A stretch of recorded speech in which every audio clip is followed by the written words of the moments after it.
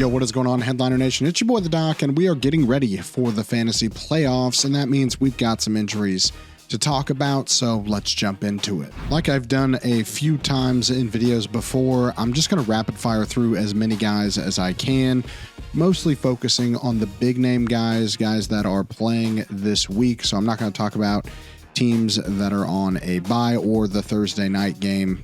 That's already happened. So let's jump into Sunday and Monday's injuries that we are taking a look at. First up, we got Dalton Kincaid.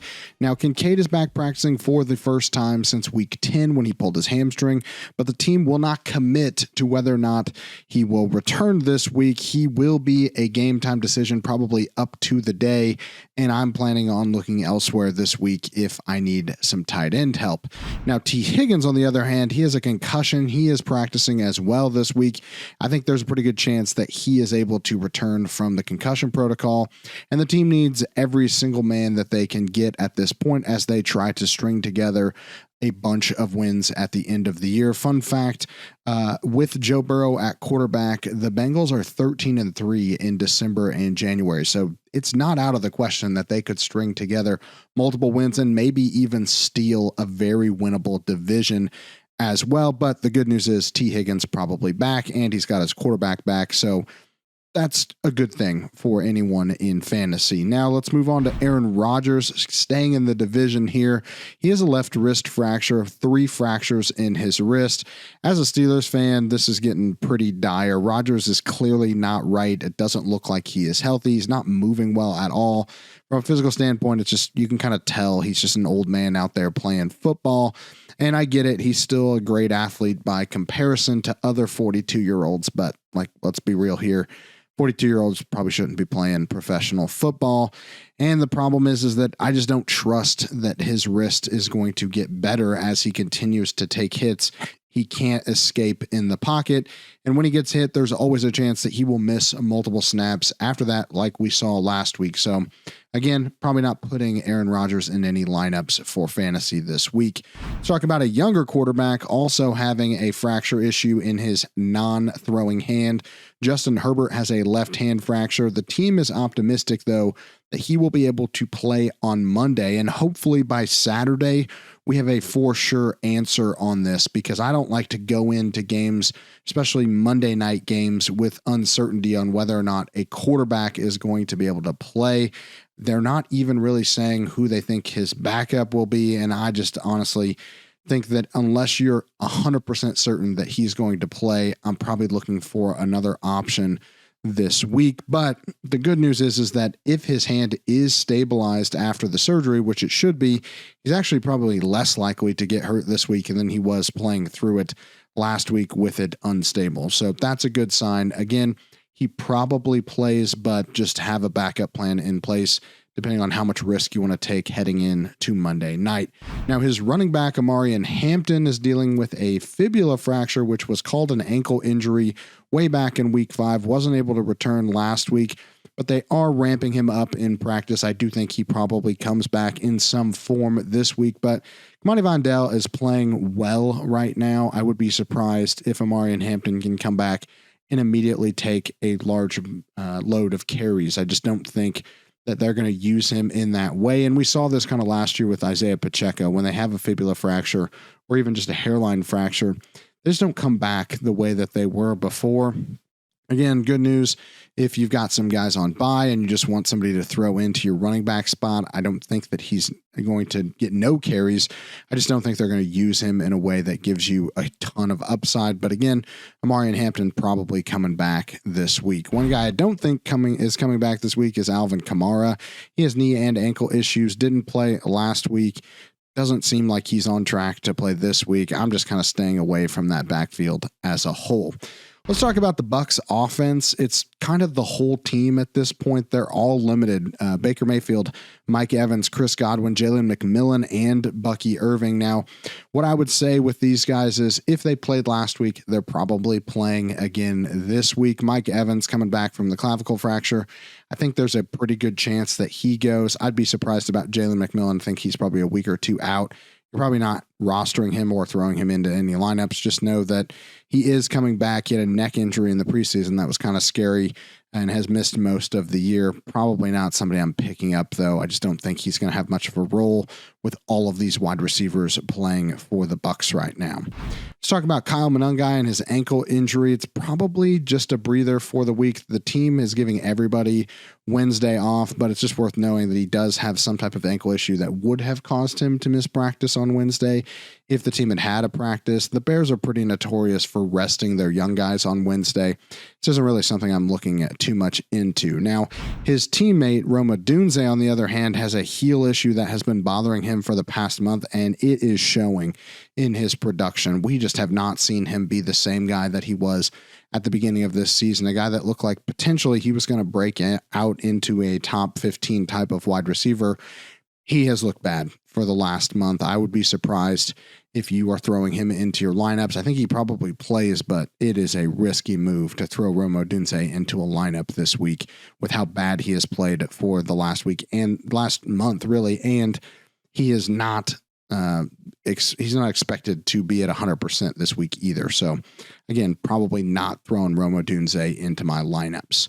Let's talk about Drake London. He's missed the last couple weeks with a PCL sprain. Technically, he's considered day-to-day, but he's not really practicing much yet. He apparently has a chance to play this week. That's not really encouraging for me. I do think it's more likely that he doesn't play than he does, but at least he's trending in the right direction. Maybe we get him back for the fantasy playoffs after this week. Let's talk about Kyron Williams. He's dealing with an ankle injury / they really just want to rest him. Team came out and they said they expect him to be in a more even timeshare going forward because they want him to be fresh for the playoffs. It's not what we want to hear from a fantasy perspective, and it is really disappointing to see him losing high-value touches in the red zone to Blake Corum, who has looked pretty darn good this year when he gets opportunities. Don't like the team from a fantasy perspective throwing those opportunities to Blake Corum versus Kyron Williams. They're probably both sliding into that kind of RB2, RB3 flex spot. It really is going to depend on who gets the goal line touches, who gets the touchdowns. Last week, they both got some work, so it didn't really matter. But going forward, just know that that's something you're going to have to consider when setting your lineups. You're probably still throwing Kyron Williams in, though. Marvin Harrison Jr. has a heel injury. He returned last week after missing 2 weeks with appendicitis, and he only played in about 37 snaps, so not ideal if you had him. Reportedly, this heel injury isn't something the team thinks is going to be a chronic issue, but I still am not really loving the fact that the team's already out of the playoff hunt. He doesn't have a lot to play for, and he has missed some time already in the last month. Doesn't really strike me as a guy that's like really rearing to come back and play a ton, especially if he's not at 100%. If he misses, Michael Wilson comes back as the wide receiver 1 for the team, but really Trey McBride is the guy you want from this passing offense. And then finally, let's talk about Jayden Daniels. Now, he had an elbow dislocation that I thought for sure would keep him out for the rest of the season. Again, sometimes we're wrong. Sometimes the injury looks way worse than it actually is. They relocated his elbow. There wasn't a lot of structural damage. There was no fracture. So he's back practicing this week, and the team seems pretty optimistic that he will be able to play. If he's playing, again, it was his non-throwing elbow, so I'm probably throwing him into lineups. He should have fresh legs. We'll see if he changes the way he plays at all, if he plays this week. But again, his legs should be fresh. His throwing arm should be good. As long as he can avoid taking any crazy hits on that elbow, he should be fine to throw back into your fantasy lineups. If you've already been knocked out of your fantasy playoffs, most of these injuries probably don't matter to you, so why are you watching the video? But never mind. I appreciate that you guys watch these videos, but if you are out of the fantasy playoffs, make sure that you're still in the game with Underdog Fantasy. Use the code Headliners when you sign up and make your first deposit, and get up to $1,000 of bonus cash when you make that first deposit with our friends at Underdog Fantasy. It really is the best way to stay involved in the fantasy season after your season is over, and you can make a little money. Jake has made a ton of money this year giving you guys picks, and if you want to tail those picks, you can do that right on the app in Underdog.